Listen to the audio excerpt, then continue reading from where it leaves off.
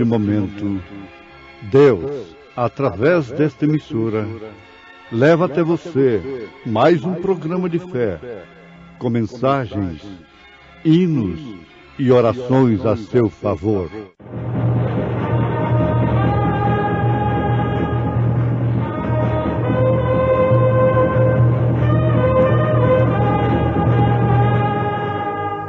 Fé para vencer. Somente crer, somente crer, tudo é possível, somente crer.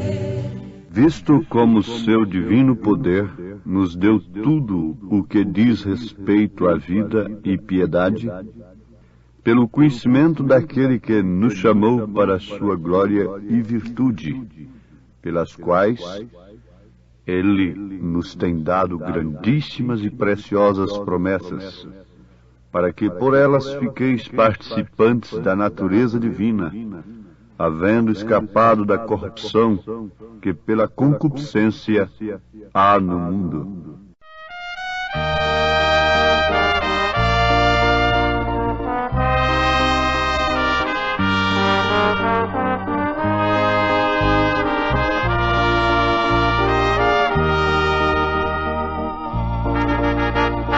Não se recorda jamais do mal que aqui pratiquei. Hoje eu sigo contente, Cristo Jesus, o meu Rei. Não se recorda jamais do fardo de pecados meus. Graças a Deus sou um crente, sou crente, graças a Deus. Não se recorda jamais, não se recorda jamais do mal que aqui praticava. Aleluia, hoje tenho paz.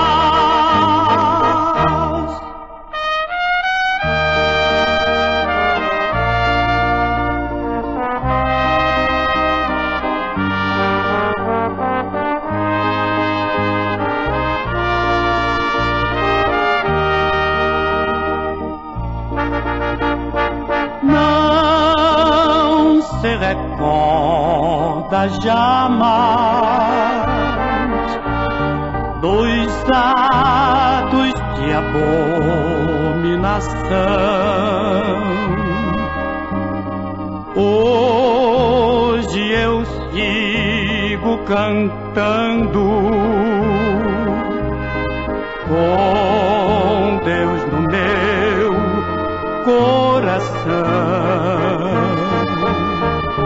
Não se recorda jamais de tudo de mal que já fiz. Hoje distante do mundo, eu sou um homem feliz. Não se recorda jamais, não se recorda jamais do mal que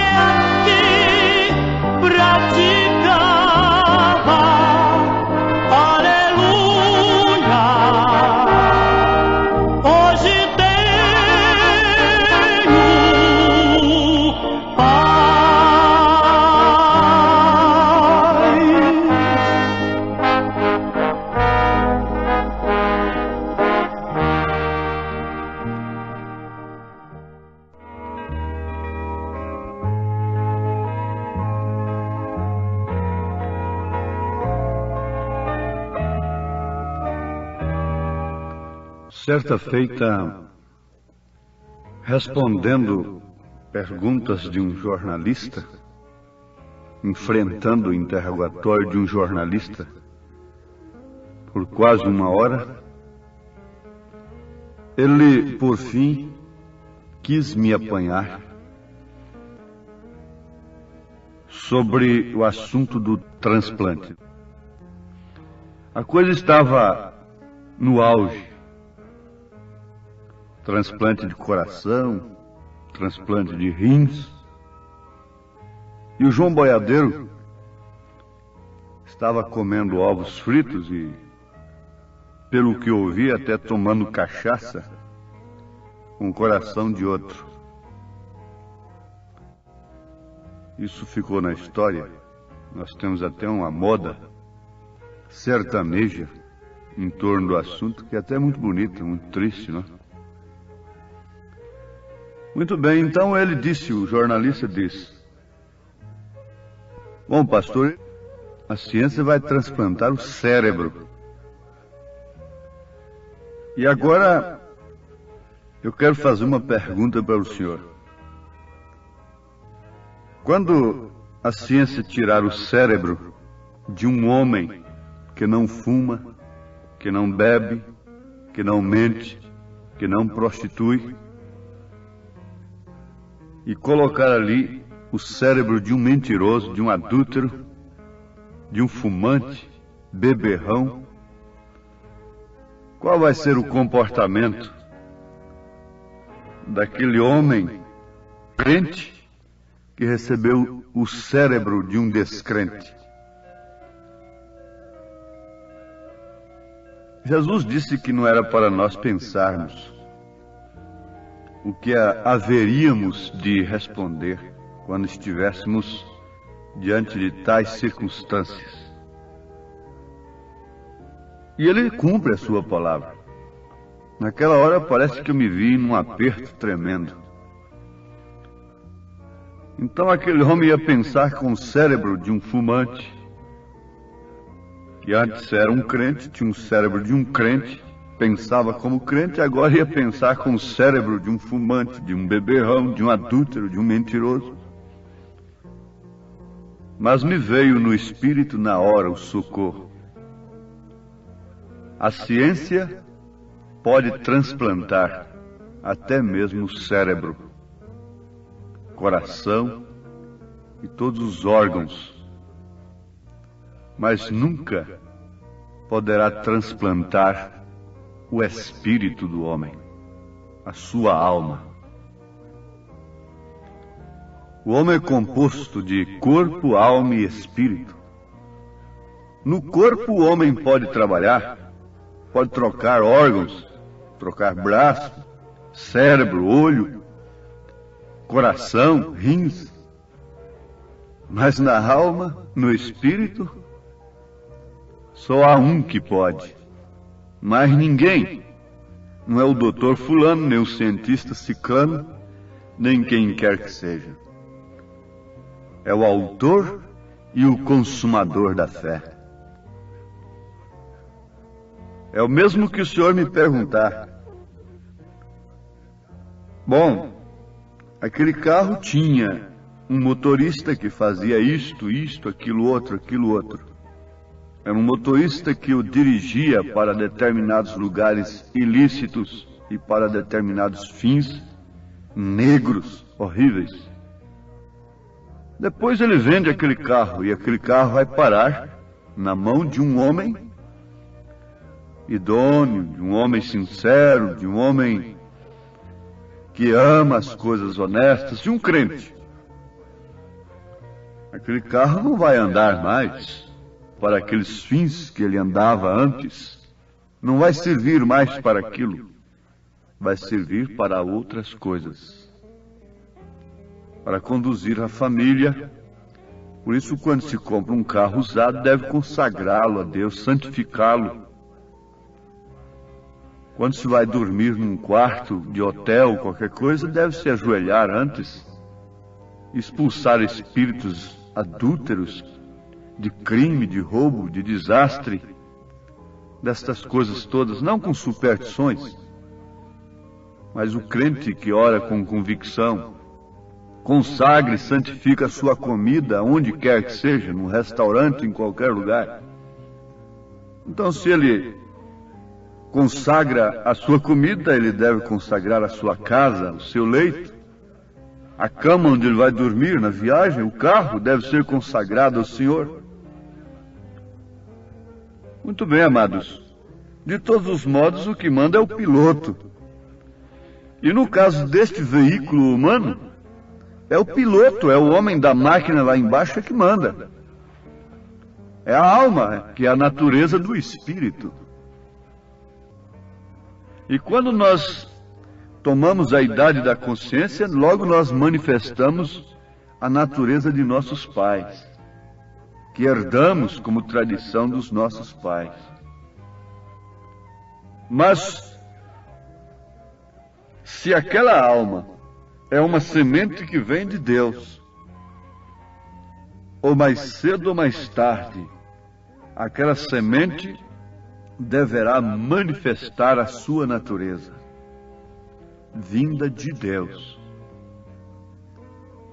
Por muito tempo a semente pode ficar na terra seca. E somente quando cai a água é que ela brota, ela germina e mostra a sua qualidade, a sua natureza. Por muito tempo a semente do lírio fica dentro do lodo, mas um dia ele brota e o sol o chama para fora e manifesta a sua beleza, a sua formosura, manifesta o seu perfume e oferece suas virtudes para as abelhas que buscam nele o ingrediente especial para o mel.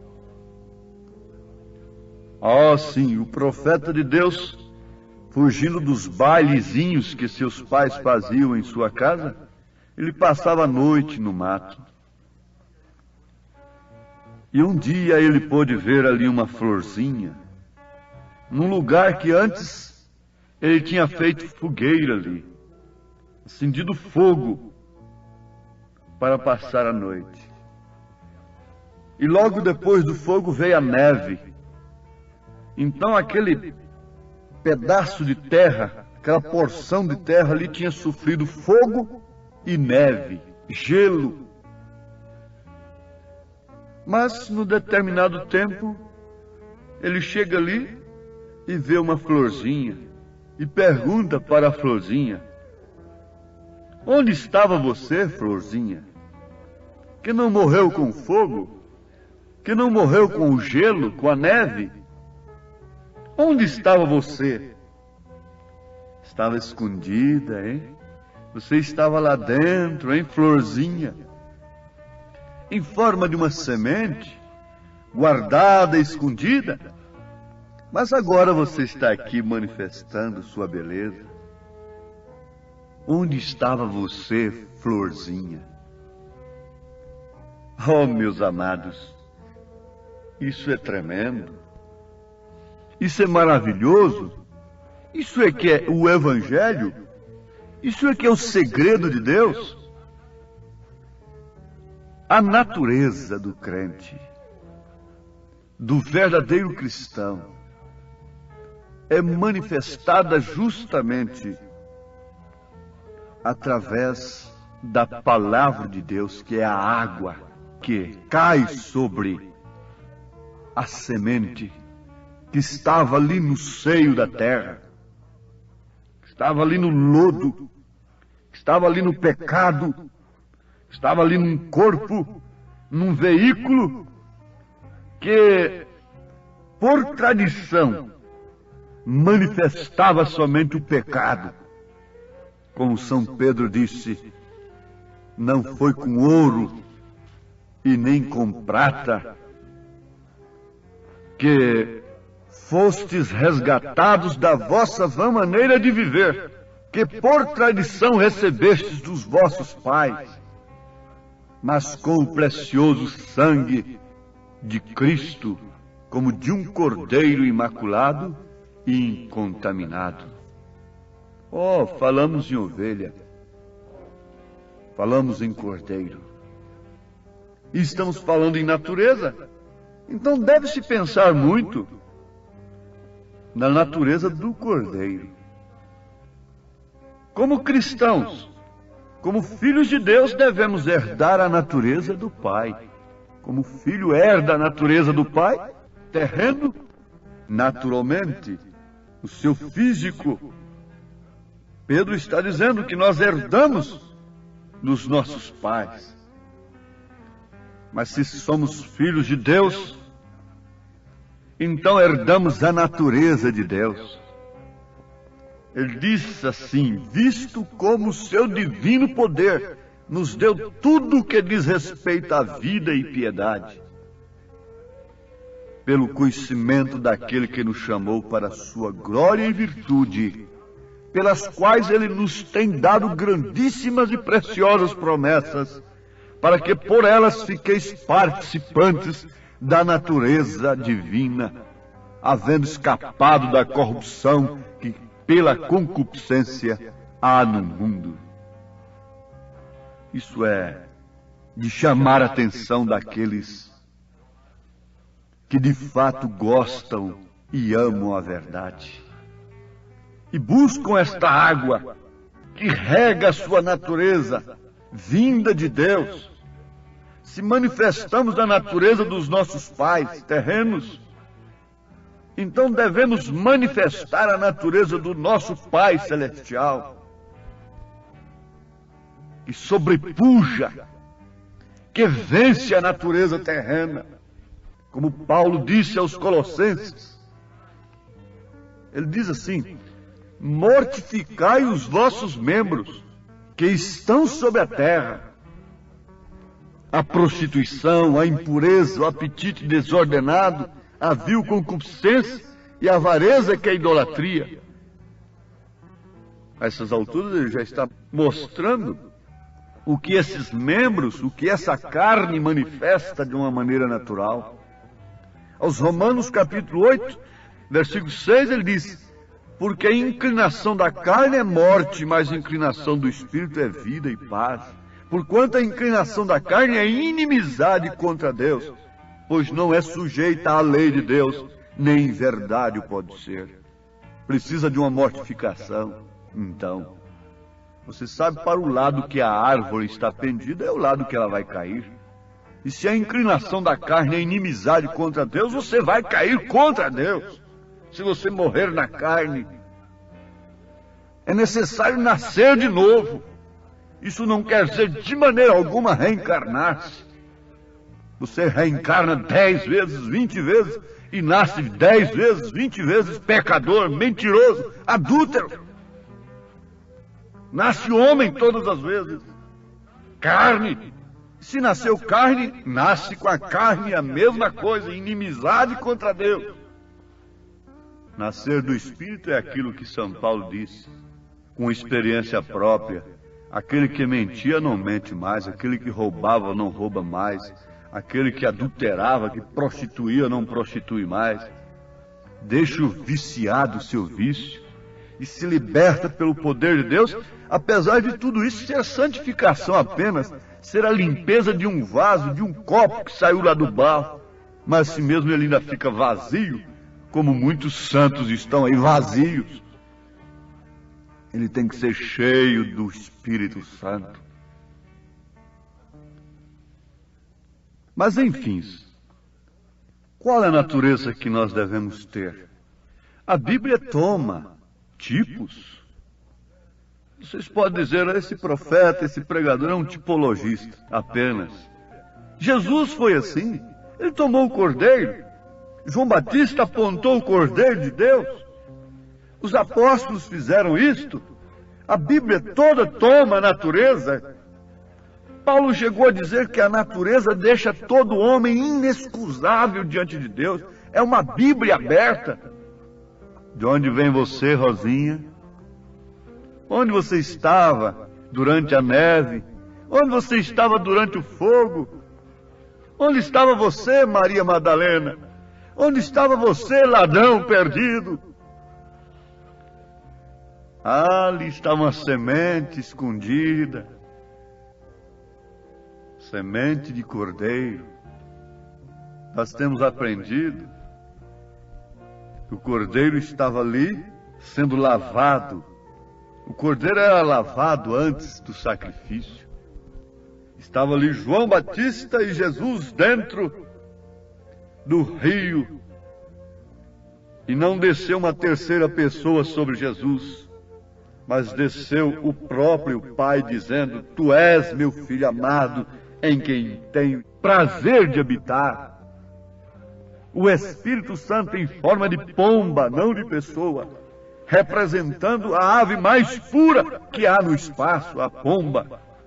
A ave que não tem amargura, não tem fel, e que não come carniças, descendo sobre um lobo revoltado, murmurador, pretensioso, sobre um artista que se punha diante da multidão a pedir dinheiro e enganar o povo. Não, descendo sobre um cordeiro, o animal mais obediente, a ave mais pura, descendo sobre o animal mais obediente. Você pode pensar em ter o Espírito Santo fora da condição que Jesus estava naquele instante quando o Espírito Santo desceu sobre ele? Revestindo-o para quê? Para subir nos palácios e representar a igreja lá em cima? Acorda, povo de Deus! Desperta! Foi para levar aquele cordeiro para o matadouro, para o sacrifício. Além de ser puro, era cheio do Espírito Santo. Ali estava o próprio Deus encarnado, manifestando Pai, Filho e Espírito Santo. Ele era Pai da eternidade, Ele era Príncipe da paz, Ele era Conselheiro, Ele era maravilhoso, Ele era a estrela da manhã, Ele era o lírio dos vales. Mas tombado, derrotado daquele jeito, era Deus. E ninguém pode ver Deus a não ser em pessoas que busquem com toda a sua alma, com todo o seu espírito, ser como Deus, serem como Deus. Seria presunção? Não. Ele derramou a sua natureza sobre sua igreja, não pelo mérito dela, mas pelo seu próprio mérito. Ele derramou a sua natureza sobre seus filhos. Oh, que o Senhor possa operar isto nesse instante, enquanto nós o pedimos concluindo esta palestra. Senhor, derrama sobre nós a natureza do Senhor, em nome de Jesus Cristo. Amém.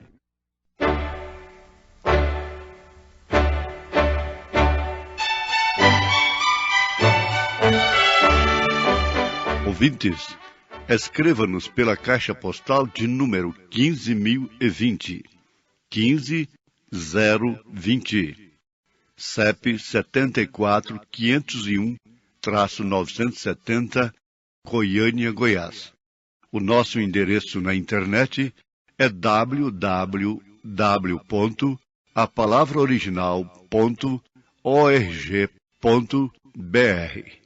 Volte a nos ouvir amanhã novamente, neste mesmo horário, nesta emissora, se o Senhor nos permitir, com fé no Filho de Deus, a fé que vence o mundo.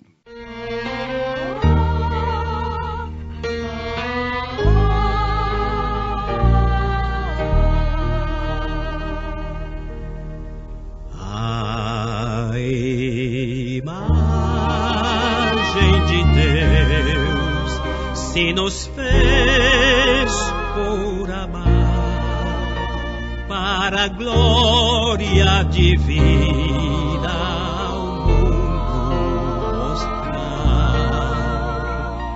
Mas o homem falhou e de Deus se afastou, sem ao menos prever o que iria perder da eternidade, pois Deus planejou a redenção da cruz ao pecado.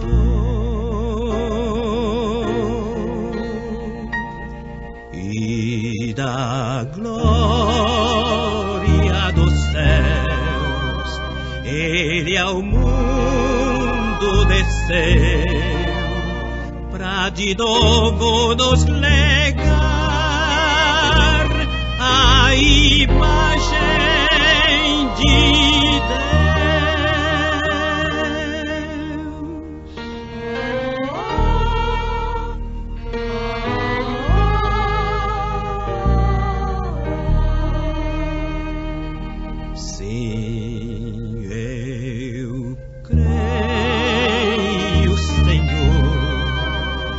és o meu Salvador, meu pecado tirou, mas o preço pagou.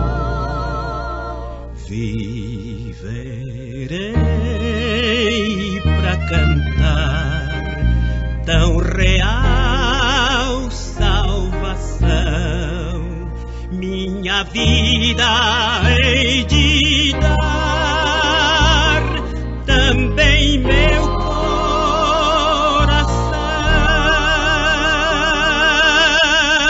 Nunca compreenderei tão grande amor que o seu Filho deu ao pecado.